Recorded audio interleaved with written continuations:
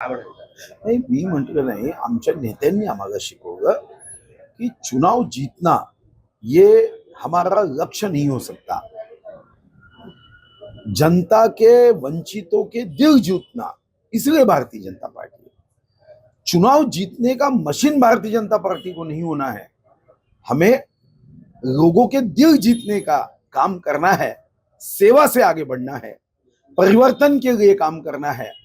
हम एक स्वैराचारी राजनीति नहीं चाहते हैं, हम संस्कारी राजनीति चाहते हैं, जिसके माध्यम से ये देश के जो सनातन मूल्य है, मानवता है, एकात्म मानवतावाद है, अंतिम पंक्ति में बैठे हुए व्यक्ति के जीवन में खुशी लाने का काम है, वो भारतीय जनता पार्टी ने करना चाहिए। लाडक्या बहिणी मानधन घेऊन ये म्हणून पत्र दिलं काँग्रेसने। विनाशकाले विपरीत बुद्धी, इतका मोठा नगर परिषद मध्ये झटका बसगा, विधानसभेत झटका बसगा। मगा कधी कधी वाटते कि ये अंदर की बात है, कांग्रेस के कई नेता हमारे साथ है, कारण अशी पत्र देऊन मला वाटतं की शेख चिल्लीशी हे स्वतःचं नातं दाखवण्याचा प्रयत्न तर नाही करताय की आपण ज्या बहिणींसाठी ही लोकशाही आहे, ज्या गरिबांसाठी हे संविधान आहे, त्या गरिबांना मदत। मग आमदारांचे पगार देऊ नये असं का नाही म्हणतं?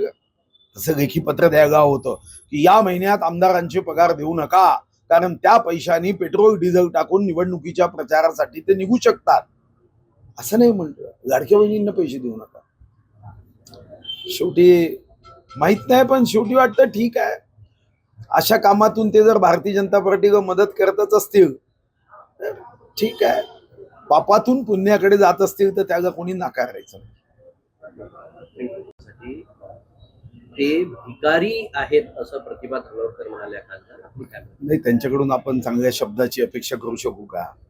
शेवटी ही काँग्रेसची वृत्ती आहे, विकासाच्या संदर्भामध्ये कोणतंही आदर्श विकासाच्या व्यवस्थेबद्दल चर्चा न करता हा भिकारी आहे, मोदी साहेब नीच आहे किंवा देवेंद्रजींबद्दल वाईट बोलायचं, मला वाटतं की ही त्यांची एक त्यांनी विकसित केलेली पद्धत आहे आणि म्हणून त्यांच्याकडून फार चांगल्या शब्दाची अपेक्षा करणार नाही आम्ही। साधारणतः त्यांच्या नेत्यांबद्दल बोलताना आदरणीय हा शब्द वापरतो।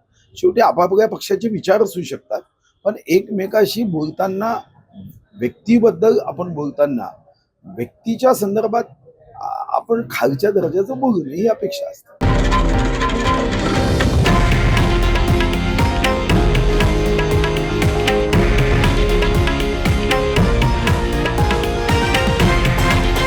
हे आहे देशातील नंबर 1 न्यूज नेटवर्क आणि आपण पाहत आहात TV9 मराठी, एकमेव।